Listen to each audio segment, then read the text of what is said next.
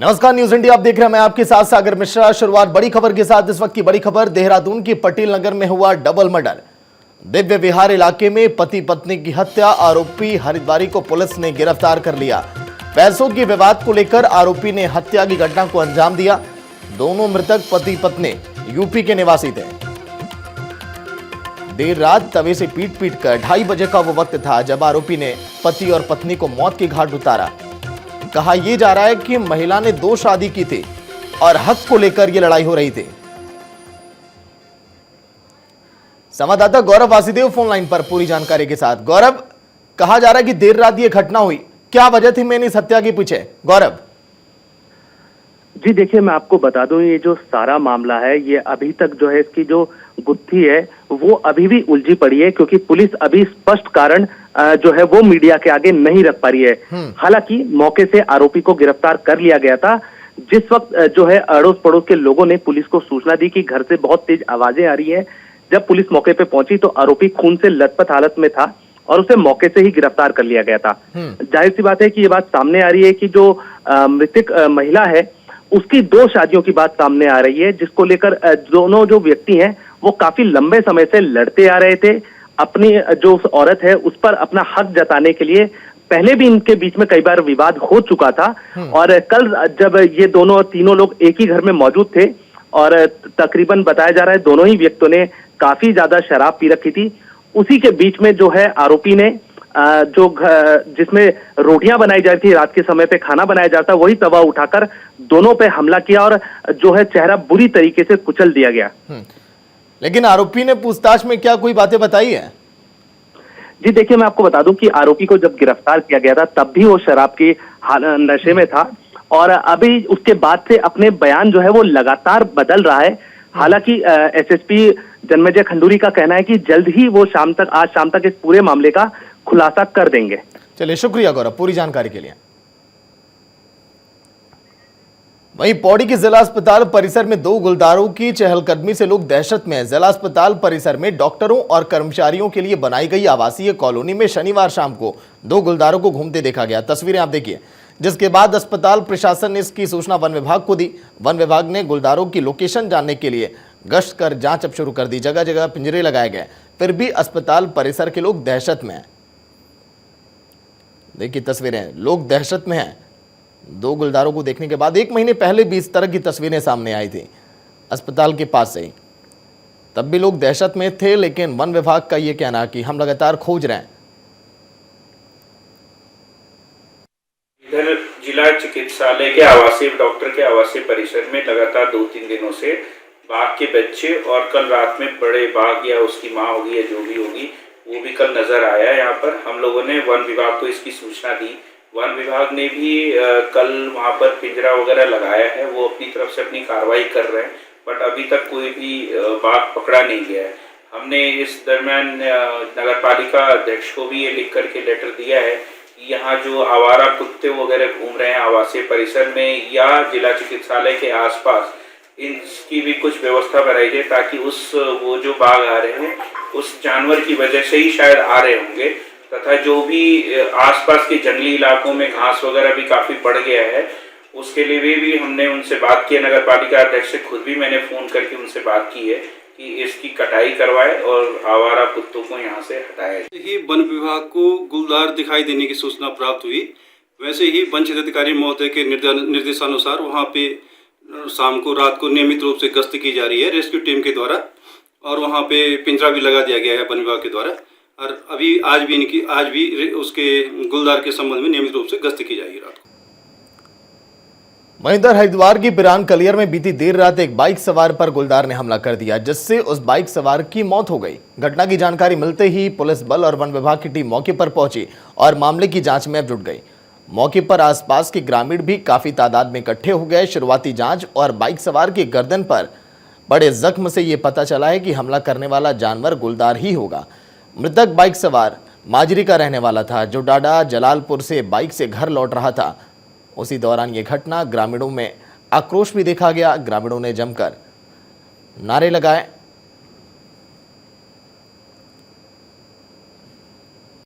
एक व्यक्ति का यहाँ पर गुमावाली माजरी के गांव के समीप एक बॉडी मिला है। जिसके गले पर कुछ स्क्रैचेस के निशान हैं। जो स्क्रैच अभी देख के लग रहे हैं उससे ये तो नहीं प्रमाणित हो पाएगा कि ये गुलदार के हमला किया हुआ है, परंतु इसके इस संभावना से ये भी नहीं कहा जा सकता इसे देखते हुए अभी कि ये गुलदार का हमला नहीं है। इसका प्रमाणित पीएम होने के बाद ही हो पाएगा कि ये घटना किस कारण हुई है। तो प्रथम दृष्टया तो इस घटना के बारे में कोई जानकारी हम नहीं दे पाएंगे, लेकिन अभी पीएम के लिए दरोगा जी यहाँ पर हैं, एसओ साहब हैं यहाँ पर, तो ये पीएम के लिए जाएगा तभी ये कंफर्म हो पाएगा कि ये क्या घटना किस कारण से हुई है।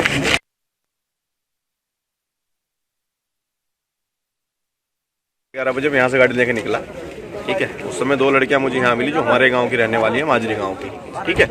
उन्होंने मुझे बताया कि वो लोग यहाँ से पैदल जा रही थी, तो उन्होंने कहा कि हमें गुलदार मिला है और वो वापस यहाँ से निकली। तो मैंने उन्हें अपनी गाड़ी में बैठाया, मैंने उन्हें भगवानपुर छोड़ा। मैंने उनसे पूछा भी कि छोटा गुलदार है या बड़ा है, उन्होंने कहा छोटा था और वो निकल गया यहाँ से। तो अभी शाम के टाइम जब मैं वापस आ रहा था ऑफिस से आते हुए तो देखा कि लगभग यहाँ काफ़ी भीड़ थी। तो उस समय ये दूसरा मामला सामने आया, तो उस समय ये मालूम हुआ कि हो सकता है गुलदार का भी हो सकता है और दूसरा कोई मामला है। तो पुलिस और विभाग दोनों उसकी जांच करें और न्यायिक जांच होगी, इस जांच का जो है पता लगेगा कि वास्तविकता हुआ क्या है। तो वहीं उत्तराखंड के बीजेपी नेता यूपी में करेंगे चुनाव प्रचार। 80 नेताओं की लिस्ट भेजी गई दिल्ली की केंद्रीय नेतृत्व को। केंद्रीय नेतृत्व से हरी झंडी मिलने के बाद टीमें यूपी के लिए रवाना होंगी। उत्तराखंड में विधानसभा चुनाव से निपटने के बाद अब बीजेपी नेता चुनाव प्रचार के लिए यूपी की राह पर अब चलेंगे। मुख्यमंत्री पुष्कर सिंह धामी बतौर स्टार प्रचारक यूपी के दौरे पर जाएंगे। बीजेपी प्रदेश प्रवक्ता विनय गोयल ने जानकारी ये दी है और पार्टी ने उत्तर प्रदेश में चुनावी ड्यूटी के मद्देनजर कार्यकर्ताओं की सूची केंद्रीय नेतृत्व को भेज दी है। कार्यक्रम तय होने के बाद ये टीम प्रदेश महामंत्री संगठन अजय कुमार और प्रदेश महामंत्री कुलदीप कुमार के नेतृत्व में यूपी जाएगी। उन्हें इन स्थानों पर भेजा जाएगा जहां उत्तराखंड मूल के व्यक्तियों की संख्या ज्यादा है।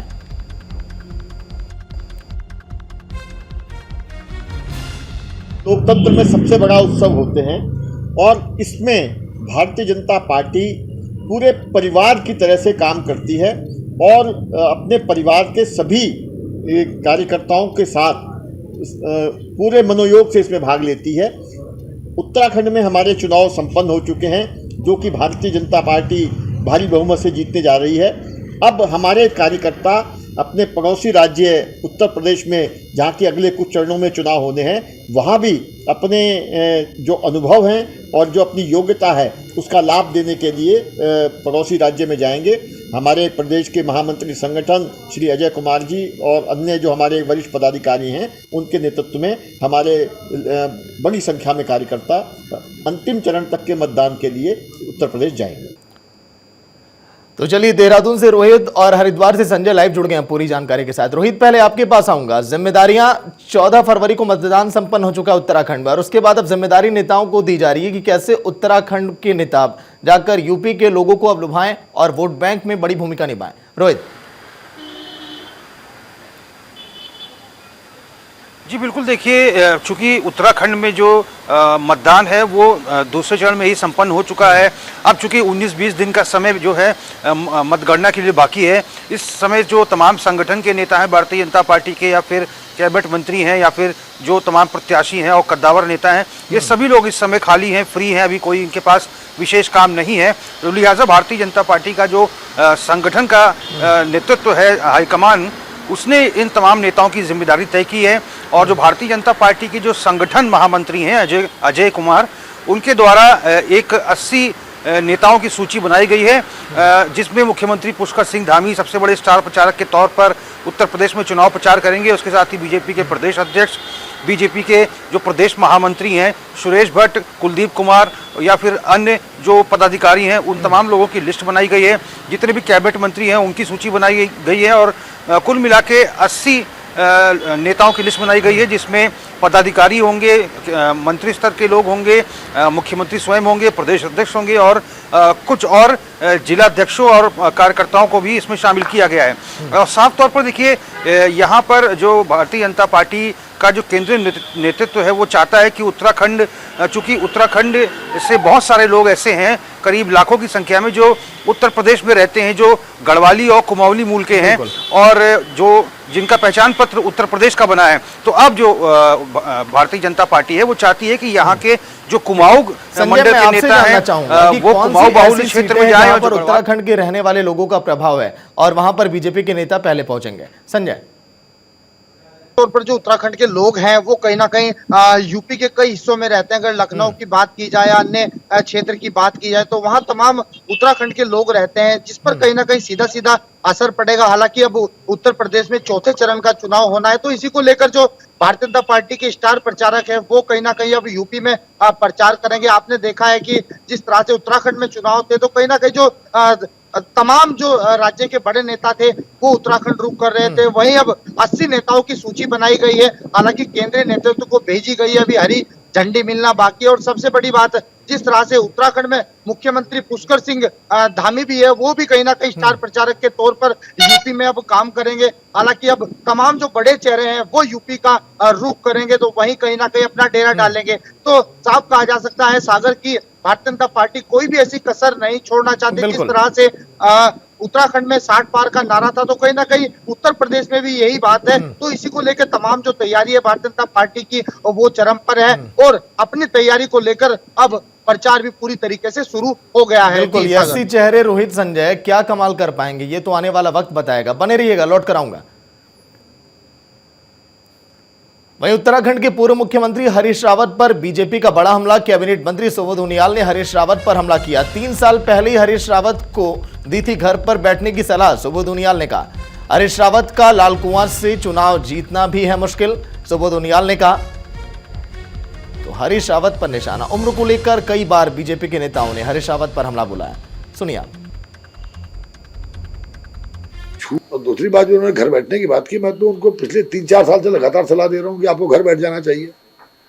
अगर अब वो एक बार पहले भी उन्होंने कहा था मैं संन्यास लेने जा रहा हूँ, लेकिन रावत जी सुबह कुछ बोलते हैं, शाम को कुछ बोलते हैं। इन व्यक्ति एक झूठ का एक बहुत बड़ा भंडार रावत जी के चरित्र में है और उनका चरित्र बिल्ली वाला चरित्र है। जिस बिल्ली की सोच होती है कि घर में कोई रहे न रहे, सब भाग जाए पर इस घर पर मैं रहूं, उस चरित्र की राजनीति रावत जी ने हमेशा की। अकेले चलो का जो उनका एक सिद्धांत है, आज वही उनके आड़े आ रहा है। अगर वो अभी भी सोच रहे हैं कि उन्हें घर बैठ जाना चाहिए, तो मैं सोचता हूँ ईश्वर ने कहीं ना कहीं लगता है उनको सद्बुद्धि दे दी है कि वो घर बैठ। तो रोहित लगातार अपडेट दे रहे हैं। रोहित, बेशक चुनाव खत्म हो गए हों, लेकिन देखिए बयानबाजी का दौर अभी समाप्त नहीं हुआ है।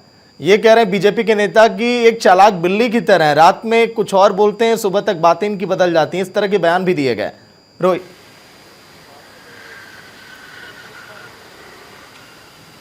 जी बिल्कुल, साफ तौर पर अगर हरीश रावत के परिप्रेक्ष्य में बात करें तो हरीश रावत अभी चाहे पिछले चुनाव की बात करें या फिर इस चुनाव की बात करें, हरीश रावत के पास कोई ऐसी परंपरागत सीट नहीं है जहां से वो लगातार चुनाव लड़ रहे हों।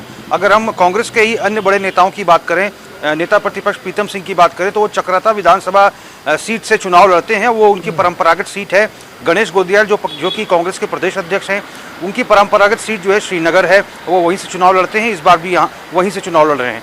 हरीश रावत की अगर बात करें तो 2017 का चुनाव वो 2 जगह से लड़े थे। हरिद्वार ग्रामीण से उन्होंने चुनाव लड़ा था और किच्छा विधानसभा सीट से चुनाव लड़ा था और दोनों ही चुनाव वो हार गए थे। और इस बार पहले हाईकमान के द्वारा तय किया जाता है कि हरीश रावत रामनगर से चुनाव लड़ेंगे और उसके बाद जब कशमकश की स्थिति आती है, मनमुटाव की स्थिति आती है, प्रत्याशी नाराज होते हैं, नेता नाराज होते हैं, तो उन्हें लालकुआं सीट से प्रत्याशी बना दिया जाता है। अब चूंकि उत्तराखंड में इन 21 वर्षों में एंटी इनकम्बेंसी का फैक्टर रहता है, तो कांग्रेस को लग रहा है कि सरकार बीजेपी ये भी कह रही है कि हरीश रावत एक चालाक बिल्ली की तरह, ये चाहते हैं कि घर से सभी लोग निकल जाएं, मैं घर में अकेले रहकर राज करूं। क्या पहले की राजनीति में और अभी की राजनीति में हरीश रावत के वाकई में बदलाव आप लोगों ने भी देखा है? जी देखिए सागर, अगर हरीश रावत की बात करें तो सुबोध उनियाल का बयान हमने अपने दर्शकों को सुनाया। सुबोध उनियाल हो गए, सतपाल महाराज हो गए, यशपाल हो गए या फिर हरक सिंह रावत हो गए, ये तमाम ऐसे नेता थे जो कांग्रेस छोड़कर बीजेपी में शामिल हुए थे। हालांकि यशपाल आर्य और हरक सिंह रावत दोबारा कांग्रेस में शामिल हो चुके हैं। अब चूंकि सुबोध उनियाल हरीश रावत के ध्रुव विरोधी हैं, लगातार उन पर कटाक्ष करते रहते हैं। अब जो मतदान के दिन की अगर मैं बात करूं सागर, तो मतदान के दिन से एक दिन पहले हरीश रावत जनता के बीच गए और उन्होंने जनता के सामने भावुकता भरे अंदाज में कहा कि 2017 का चुनाव आपने मुझे 2 विधानसभा सीटों से हरा दिया, मेरी क्या गलती थी। इस विधानसभा चुनाव में अगर मैं नहीं जीत पाया तो मेरे राजनीति का अंत हो जाएगा। तो आंखें भी नम की। तो अब उम्मीद संभावना बनी हुई है कि वो शायद चुनाव जीत जाएं, लेकिन अभी 20 और 19 दिन का समय है। तमाम प्रत्याशियों में कश्मकश जैसी स्थिति इसमें बनी हुई है। और हरीश रावत ने अभी 2 दिन पहले एक बयान दिया था कि अगर कांग्रेस की सरकार आती है तो वो शगुन योजना लॉन्च करेंगे और घसियारी पेंशन योजना लॉन्च करेंगे। तो कहीं ना कहीं इनडायरेक्ट तौर पर हाईकमान को ये संदेश देने का प्रयास भी किया है कि बयानबाजी का दौर तो ये जारी रहेगा, लेकिन सभी की निगाहें चुनाव के परिणामों पर जो 10 मार्च को सामने आएंगे। बने रहिएगा, लौट कर आऊंगा। वहीं हरीश रावत ने उत्तराखंड में कांग्रेस की जीत का दावा किया है। सूबे की 48 सीट पर कांग्रेस की जीत का दावा किया। जनता ने परिवर्तन के लिए वोट किया। हरीश रावत का यह कहना, सरकार बनने के बाद कांग्रेस अपने वादे पूरे करेगी। हरीश रावत कह रहे उत्तराखंड में पूर्व मुख्यमंत्री और कांग्रेस के वरिष्ठ नेता हरीश रावत उधम सिंह नगर में एक कार्यक्रम के दौरान फिर दावा किए कि कांग्रेस उत्तराखंड में सरकार बनाने जा रही है। उन्होंने कहा कि उत्तराखंड की 48 सीटों पर कांग्रेस की जीत होगी। हरीश रावत ने यह भी कहा कि जनता ने परिवर्तन के लिए वोट किया है। सूबे में कांग्रेस की सरकार बनने पर सभी वादे पूरे किए जाएंगे। 36 वो जादुई आंकड़ा बहुमत का, जिसको पाने के लिए सभी पार्टियां बेताब हैं, लेकिन बीजेपी ने कहा है कि 60+ हम जीत कर लाएंगे। तो कांग्रेस ने यह कहा है कि 38 सीटों पर हमारी जीत पक्की है।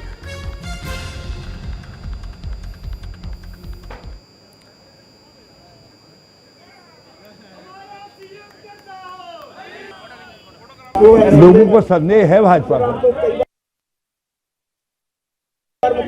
लोगों को संदेह है भाजपा पर, लोगों को भाजपा पर गहरा संदेह है। हरीश रावत जी, आज सुबोध उनियाल जी ने कहा है कि हरीश रावत घर बैठेंगे, जीतने वाले नहीं है। क्या आप खंडन करेंगे? क्या वो कहना चाहेंगे? उनको जो है वो अपनी पार्टी की चिंता करें, उनके कितने घर बैठ रहे हैं। बाकी कांग्रेस हमारा ध्यान रख रही है क्या करना है। क्या आप सरकार बनाने जा रहे हैं? कांग्रेस सरकार बना रही है, निश्चित सरकार बना रही है और 48 के करीब सीटें बिल्कुल जीत रहे हैं। 48 सीटों पर कांग्रेस स्पष्ट तौर पर जीतती हुई दिखाई दे। गदरपुर आए, क्या कहना चाहेंगे? गदरपुर मैं यहाँ गदरपुर के लोगों को थैंक यू गदरपुर और थैंक यू तराई कहने आया हूँ। पूरी तराई में हम जीत रहे हैं, पूरा सब तराई भावर में पूरी तरीके से कांग्रेस जीत। नगर में कितनी सीटें लेंगे सर? उधम सिंह नगर से कितनी सीटों पर आप जीतेंगे? देखिए, हमको बहुत अच्छी जो कैलकुलेशन आ रहा है उस हिसाब से तो कुमाऊं की 29 सीटें हैं, 29 में से हम 20 को पार कर रहे हैं, 20-21 को पार कर रहे हैं। तो संजय बने हुए खबर पर जानकारी देने के लिए। संजय, वैसे उत्तराखंड का इतिहास अगर उठाकर देखा जाए तो जनता एक बार बीजेपी को मौका देती, एक बार कांग्रेस को मौका तो देती चली आई, लेकिन हरीश रावत को ये उम्मीद है कि इस बार कांग्रेस ही सत्ता में लौटकर आएगी। संजय। बिल्कुल सागर, जिस तरह से चुनाव से पहले सभी राजनीतिक दलों ने तरह तरह के वादे उत्तराखंड वासियों से किए हैं और अब परिणाम आने से पहले यह दावा कर रहे हैं कि इस बार उत्तराखंड की सत्ता उनके हाथों में है। हालांकि हरीश रावत की अगर बात की जाए तो वो इतने जीत को लेकर इतने आश्वस्त हैं कि वो उनका कहना है कि इस बार 48 सीटें कांग्रेस के खाते में जा रही है। तो कहीं ना कहीं अगर 21 सालों की बात की जाए तो उत्तराखंड का इतिहास रहा है कि एक बार भारतीय जनता पार्टी और एक बार कांग्रेस, लेकिन इस मिथक को तोड़ने में कहीं ना कहीं भारतीय जनता पार्टी पूरा प्रयास कर रही है और इस मिथक को बरकरार रखने के लिए कहीं ना कहीं जो कांग्रेस है वो पूरी तरह दिखाई दे रही है। तो साफ कहा जा सकता है कि कांग्रेस के जो नेता है अपनी जीत को लेकर पूरे आश्वस्त नजर आ रहे हैं। और जिस तरह से बीते दिनों भी देखा है कि हरीश रावत का एक बयान था कि वो कहीं ना कहीं उनकी मां का एक सपना था, वो महिलाओं के लिए कुछ करना चाहते हैं, घसियारी पेंशन योजना हो या फिर सगुन पेंशन योजना, तो तमाम तरह की बातें उन्होंने कही। हालांकि बातों ही बातों में उन्होंने इशारा भी किया है कि इस बार वो मुख्यमंत्री बनना चाहते हैं। अब देखते हैं कि नतीजे आने के बाद किसके हाथों में सत्ता आएगी और किसके हाथों हार लगेगी। जी सागर। बिल्कुल 10 मार्च को तय होगा कि किसके सर पे होगा ताज और कौन बैठेगा कर पे। शुक्रिया संजय पूरी जानकारी के लिए। पहली बार चुनाव लड़ी लैंसडाउन से कांग्रेस प्रत्याशी अनुकृति गोसाई ने चुनाव परिणाम आने से पहले ही अपनी मनसा जाहिर कर दी है। उन्होंने कहा है कि वो पहाड़ की महिलाओं के हितों के लिए काम करना चाहती हैं। अनुकृति गोसाई का कहना है कि भले उन्हें चुनाव में प्रचार करने के लिए कम समय मिला हो, लेकिन उन्हें पूरा विश्वास है, भरोसा है कि जनता ने इस बार परिवर्तन के लिए वोट दिया है। इस दौरान उन्होंने बीजेपी पर हमला करते हुए कहा कि बढ़ती महंगाई से जनता परेशान है, त्रस्त है, पहाड़ों पर हालात और भी ज्यादा विकट हैं। ऐसे में जनता बीजेपी को सबक सिखाने जा रही है। देखिए बहुत अच्छा एक्सपीरियंस रहा, बहुत लंबा समय नहीं मिला, लेकिन क्योंकि लैंसडाउन, मैंने जिस तरीके से हमेशा कहा कि लैंसडाउन एक राजनीतिक विधानसभा के रूप में नहीं बल्कि मेरा घर है। लैंसडाउन में मेरे परिवार के लोग हैं, लैंसडाउन मेरा एक परिवार है, और इस समय जब मुझे ये मौका मिला था कि मैं आज अपने परिवार के लिए खड़ी हो पाऊँ, उनके साथ जो 10 सालों से जो अन्याय हो रहा है, जिस अंधकार में लैंसडाउन विधानसभा की जनता है, अगर उससे बाहर निकालने का ये सौभाग्य अगर उनकी बेटी को मिलता है, मैं सोचती हूँ कि मेरे लिए एक बहुत सौभाग्य की बात थी। और मैंने देखा है, मैंने फील किया है उस अंडर करंट को, मैंने लोगों के अंदर फील किया कि किस तरीके से 10 साल से उनकी आवाज़ को दबा के वहाँ रखा गया है, और इस समय लैंसडाउन के लोगों ने मन बनाया था कि परिवर्तन होगा, बदलाव होगा, विकास होगा। तो रोहित जुड़े हुए हैं पूरी जानकारी के साथ। रोहित, प्रियंका गांधी का जो कैंपेन था लड़की हूं लड़ सकती हूं, उसके बाद महिला प्रत्याशियों में एक अलग ही उत्साह है, उन्हें काफी उम्मीदें हैं कि मेरी जीत होगी। क्या लग रहा है, क्या कुछ कहा इन्होंने? ये देखिए सागर, प्रियंका गांधी चूंकि कांग्रेस की राष्ट्रीय महासचिव हैं, उत्तर प्रदेश चुनाव की कमान उनके हाथ में है। कांग्रेस के परिप्रेक्ष्य में अगर बात करें तो हालांकि 40% जो है महिलाओं की भागीदारी सुनिश्चित की है कांग्रेस ने उत्तर प्रदेश में विधानसभा सीटों के बंटवारे में, और 40% महिलाओं को प्रत्याशी बनाया गया। हालांकि उत्तराखंड में वो फैक्टर या वो फार्मूला इस्तेमाल नहीं किया गया है। कांग्रेस की तरफ से 70 विधानसभा सीटों के लिए सिर्फ 2 ही महिलाओं को टिकट मिला है। एक पूर्व मंत्री डॉक्टर हरक सिंह रावत की जो बहू हैं अनुकृति गोसाई रावत, जिनका बयान हम सुना रहे थे अपने दर्शकों को, और दूसरा टिकट मिला है पूर्व सीएम हरीश रावत की बेटी अनुपमा रावत को। हालांकि अगर अनुकृति गोसाई रावत की अगर बात करें तो पहली बार वो चुनाव लड़ रही हैं, और अपने जो ससुर है डॉक्टर हरक सिंह रावत, जो कि भारतीय जनता पार्टी को छोड़ कर आए हैं, वहाँ से निष्कासित किए गए हैं और मंत्री पद से भी उनको बर्खास्त कर दिया गया है। हालांकि उनको इस बार कांग्रेस ने टिकट नहीं दिया कांग्रेस में शामिल होने के बाद, लेकिन उनकी पुत्र वधू अनुकृति गोसाई रावत को टिकट दिया है, लैंसडाउन से प्रत्याशी बनाया है।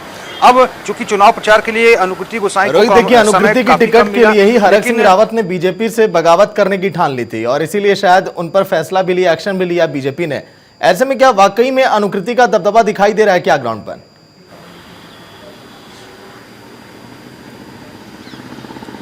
बिल्कुल जाहिर तौर पर, चूंकि डॉक्टर हरक सिंह रावत की अगर बात करें तो डॉक्टर हरक सिंह रावत के साथ बड़ा सहयोग जुड़ा हुआ है, क्योंकि वो जहां से भी जिस भी विधानसभा सीट से चुनाव लड़ते हैं वहां से वो चुनाव जीत जाते हैं।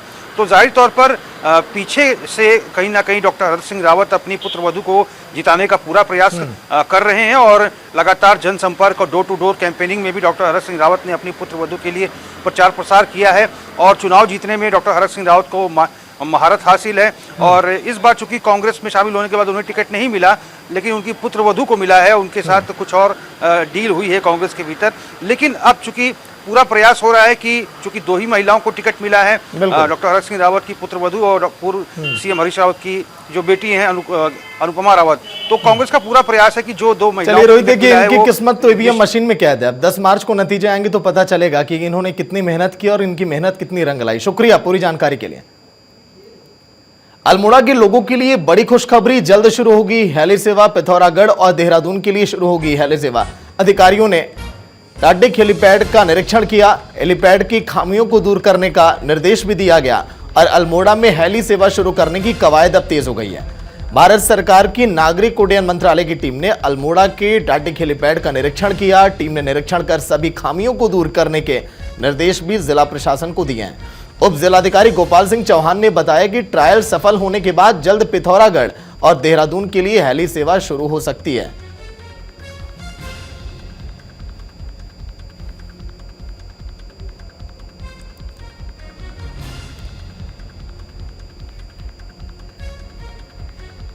आज यहाँ पे डीजीसीए का इंस्पेक्शन था और टीम आई हुई है, उन्होंने इंस्पेक्शन किया है, हेलीपैड का भी किया है, जो यहाँ पे और व्यवस्था है उसका भी किया है, और जो यहाँ पे मैन पावर लगी है उनको ट्रेंड किया है कि नहीं किया है, ये सारी चीज़ें देखी है।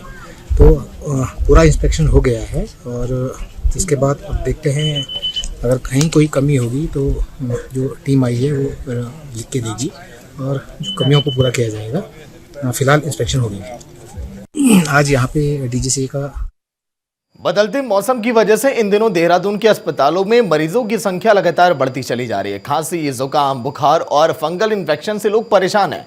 ऐसे ही मरीजों की संख्या बढ़ती चली जा रही है, बच्चे अधिक इससे ज़्यादा परेशान हैं। डॉक्टरों का कहना है कि ऐसे मौसम में सावधान रहने की ज़रूरत है, क्योंकि सुबह शाम जहाँ ठंड होती है वहीं दिन में गर्मी होती है। इससे बचाव के लिए पानी उबाल कर पिएं, खाना ताज़ा खाएँ और कपड़े पूरे पहने।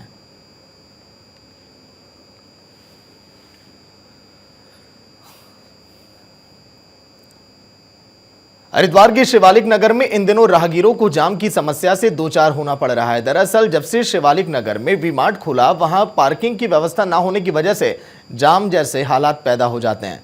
शिवालिक नगर के क्षेत्र में कई ऐसे कॉम्प्लेक्स बनाए गए हैं जो नियमों के विरुद्ध हैं और इनसे आम लोगों को परेशानी हो रही है। तस्वीरें आप देखिए, वी-मार्ट खुलने के बाद इस तरह की परेशानियां लोगों को हो रही हैं। चमोली के पेगा के जंगलों में लगी भीषण आग से कई हेक्टेयर वन भूमि जलकर खाक हो गई है। दुर्लभ प्रजाति के वन्य जीवों के लिए खतरा बढ़ गया। आग पर काबू पाए जाने के लिए कोशिश अभी लगातार जारी है।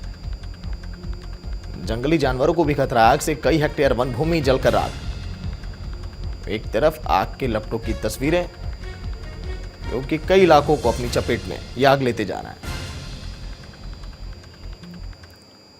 देहरादून में सचिवालय कर्मचारी अधिकारी अंतर सचिवालय T20 क्रिकेट टूर्नामेंट का आयोजन किया गया, जिसकी शुरुआत टूर्नामेंट के अध्यक्ष अनिल जोशी ने की। इस मौके पर अनिल जोशी समेत तमाम अधिकारी कर्मचारी मौजूद रहे। इसके साथ ही टूर्नामेंट की शुरुआत करने से पहले जोशी ने राज्य आंदोलनकारी और समीक्षा अधिकारी रहे स्वर्गीय संदीप मोहन चमोला को श्रद्धांजलि दी। सचिवालय कार्मिकों का मैं आपको बताना चाहूँगा कि चुनाव से सीधा संबंध नहीं होता है। यद्यपि एक नागरिक के तौर पर वो अपने मताधिकार का प्रयोग तो करते हैं, लेकिन जो ये क्रिकेट प्रतियोगिताएं हैं ये हमारी साल में, हर साल के क्रिकेट क्लब हमारा सचिवालय क्रिकेट क्लब है जो साल में सचिवालय अंतर सचिवालय प्रतियोगिताएं और अंतर विभागीय प्रतियोगिताएं आयोजित कराता है। और अंतर विभागीय प्रतियोगिताएं हमारी 32 से अधिक टीमें अलग अलग विभागों की प्रतिभाग करती हैं। लेकिन आज जो हम ये प्रतियोगिता कर रहे हैं ये केवल सचिवालय के खिलाड़ियों के मध्य ही ये प्रतियोगिता हो रही है, जिसमें 9 टीमें प्रतिभाग कर रही हैं। तो ये इसका बेसिक उद्देश्य ये रहता है कि आपस में एक तो इससे सामंजस्य बढ़ता है, प्रतिस्पर्धा थोड़ा बढ़ती है, शारीरिक और मानसिक तौर पर आपको स्वस्थ रहने के लिए, विकास करने के लिए मदद करता है। तो चलिए इसी के साथ उत्तराखंड की खबरों में इतना ही। देखते रहिए न्यूज़ इंडिया। नमस्कार।